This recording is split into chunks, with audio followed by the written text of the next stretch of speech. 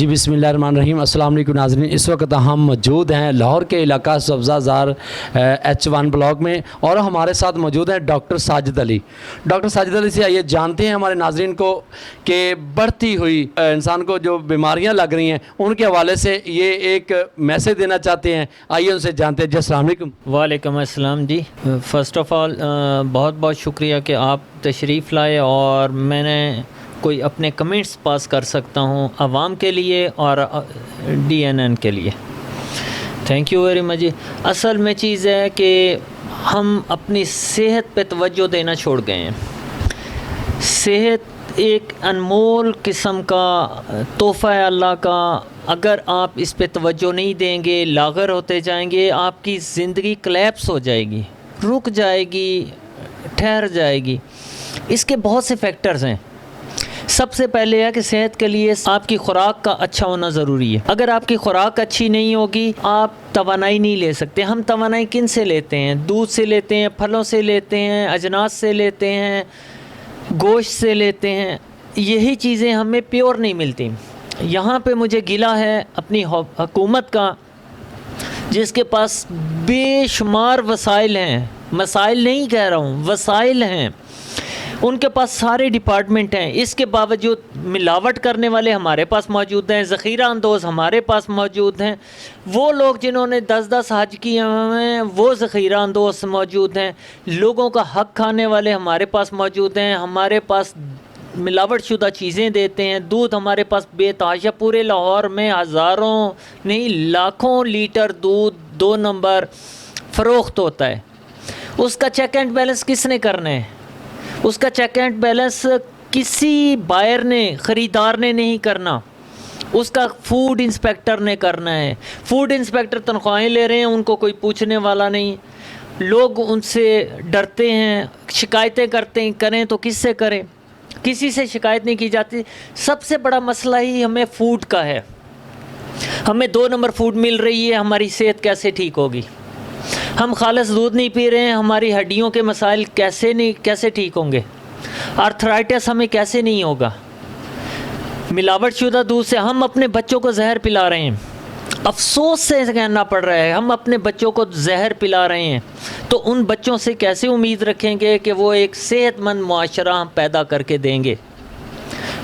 ڈاکو کا بیٹا ڈاکو بنے گا نا جو باپ دیکھ رہا ہے. جب ہمارے بچے ہی ان کی تربیت ہم پرورش کر رہے ہیں, تربیت نہیں کر رہے.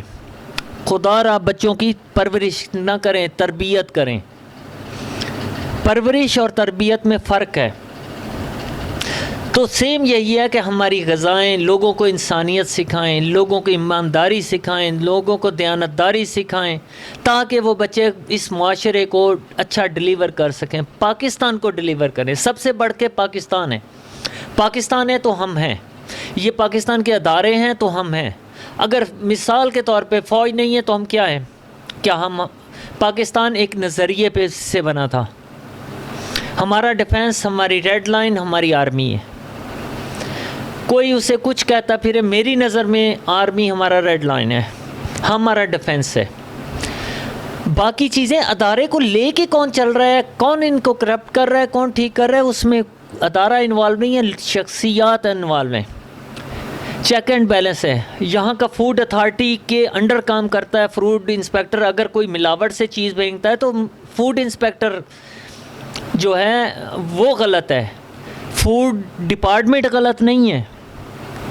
تو خدا را ان لوگوں سے ڈیوٹیاں لیں, ان سے کام لیں. ان کو تنخواہیں دیتے ہیں فوڈ انسپیکٹر, تنخواہیں بھی لیتے ہیں, رشوتیں بھی لیتے ہیں, ان لوگوں کا بزنس بھی چلواتے ہیں.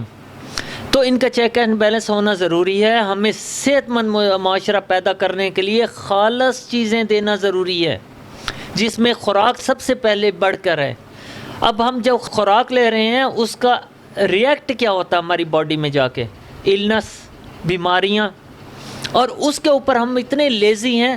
ڈائبٹیز کیا ہے؟ ڈائبٹیز کو میں کہتا ہوں کہ ڈائبیٹک پیشنٹ جو ہوتا ہے وہ صرف مس مینجمنٹ آف ڈائٹ.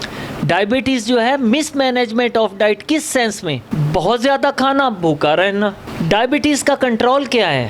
واک. اگر آپ ڈائبیٹک پیشنٹ صرف واک کرے تو وہ 50% سے زیادہ بیماریوں کو کور کر لیتا ہے.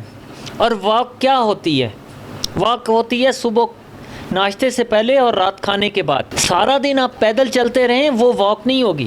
سارا دن مینول کام کرتے رہیں وہ ورکنگ نہیں ہوگی. ورکنگ ہے صبح ناشتے سے پہلے اور رات کھانے کے بعد کی واک.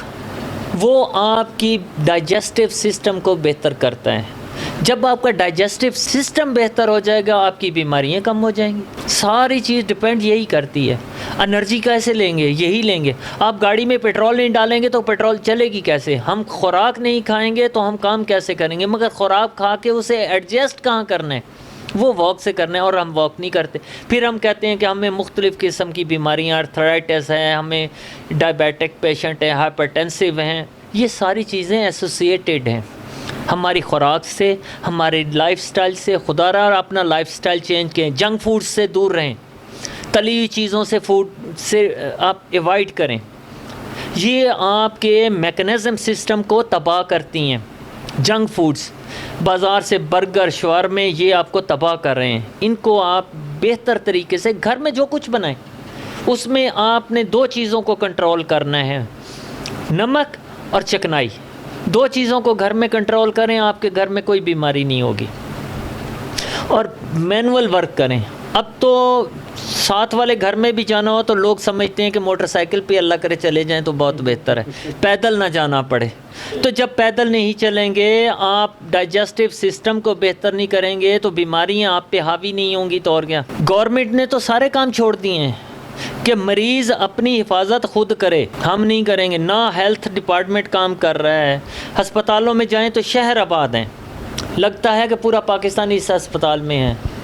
سینما ہال میں جائیں تو سارے بھرے پڑے ہوتے ہیں. ریسٹورنٹ میں جائیں تو سارے بھرے پڑے ہیں. کہاں جائے؟ اپنا لائف سٹائل چینج کریں. جلدی اٹھیں، رات کو جلدی سوئیں، اپنے معمولات کو مینول ورکنگ میں لے کے آئیں. آپ ٹھیک رہیں گے، بیماریوں سے بھی دور رہیں گے، دوائیوں سے بھی دور رہیں گے. یہ میرا میسیج ہے اور امید ہے کہ لوگ اس پہ عمل کریں گے. ناظرین، یہ تھے ہمارے ساتھ ڈاکٹر ساجد علی، جنہوں نے میسیج دیا ہے کہ اچھی صحت کے لیے اچھی خوراک ضروری ہے، جو آج کل ہمیں اچھی خوراک خالص نہیں مل رہی. کیمرہ مین ٹیم کے ساتھ مدد علی، DNA نیوز، لاہور.